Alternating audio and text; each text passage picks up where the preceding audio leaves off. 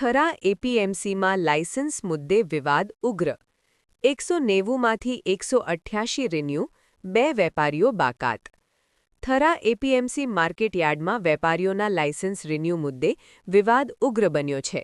એપીએમસીના કુલ 190 વેપારીઓમાંથી 188 વેપારીઓના licence renew કરવામાં આવ્યા છે, જ્યારે 2 વેપારીઓના લાયસન્સ મીટિંગમાં તપાસ કરી નિર્ણય લેવાશે તે બહાને બાકાત રાખવામાં આવતા પ્રશ્નો ઊભા થયા છે।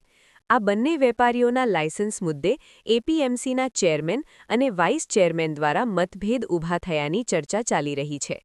આ મામલે એપીએમસી માર્કેટના વેપારની દુકાન ધરાવતા મહેશકુમાર ચૌધરીએ ગંભીર આક્ષેપો કરતા જણાવ્યું હતું કે તેમના તમામ ડોક્યુમેન્ટ પૂર્ણ હોવા છતાં એપીએમસી થરા માર્કેટયાર્ડની ચૂંટણી અંતર્ગત રાજકીય કિન્નાખોરીના કારણે તેમને લાયસન્સ ઇસ્યુ કરવામાં આવ્યું નથી।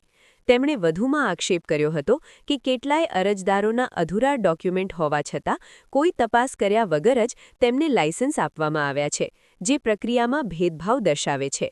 આ દરમિયાન એપીએમસી સેક્રેટરી દ્વારા લાયસન્સના ફોર્મ પર સહી કર્યા બાદ વેપારી ચેરમેનની ઓફિસમાં પહોંચતા તાજેતરમાં ચૂંટાયેલા ચેરમેન ઈશ્વરભાઈ ચૌધરી સાથે લાયસન્સ રિન્યૂ મુદ્દે ઉગ્ર બોલાચાલી થઈ હતી।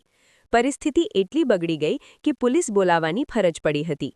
પોલીસ ટીમ તાત્કાલિક એપીએમસી માર્કેટ ઓફિસે પહોંચી અને વેપારી તથા ચેરમેન વચ્ચેના વિવાદમાં હસ્તક્ષેપ કરી પરિસ્થિતિ કાબૂમાં લીધી હોવાનું જાણવા મળ્યું છે।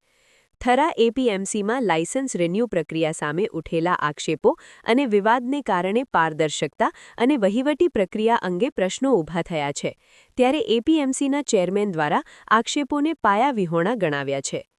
રિપોર્ટર જયેશ શ્રીમાળી। મહેશકુમાર મેઘાભાઈ અદગામ થરા માર્કેટયાર્ડની અંદર 31/3 જે લાયસન્સ બધે રિન્યૂ કરવામાં આવે છે એ બધે લાયસન્સ 1/4થી આપવામાં આવે છે।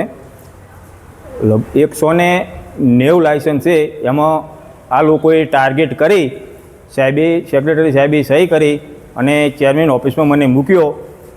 ચેરમેન ને વાઇસ ચેરમેન ખૂબ આજે અને કાલે 3 દિવસે મને ધક્કા ખવડાવે, અમે મિટિંગમાં તમારું બધું ચેક કરીશું અને લાયસન્સ આપીશું, તેમ છતાં મને લાયસન્સ આપતા નહીં, ખૂબ હેરાન કરે છે અને 190માંથી 2 વ્યક્તિને ટાર્ગેટ કરેલ છે, બીજા બધાને લાયસન્સ આપી જીતલશે। અમુકમાં એવું કહેવામાં આવે છે, જાણવામાં આવે છે કે અમુકમાં ડોક્યુમેન્ટ પૂરો પણ નથી તો પણ હા, અમુકમાં જોયું તો ઘણા બધા એવા છે કે ખાલી એકલું પેલું ફોર્મ ભરીને આપેલું છે અને એ લોકોને તેમ છતાં લાયસન્સ મળી ગયા છે અને અમારું બધું પ્રૂફ આપ્યું છે, તેમ છતાં અમને લાયસન્સ આપતા નહીં અને ખૂબ હેરાનગતિ કરે છે। 2 લોકોને ટાર્ગેટ કરેલા છે।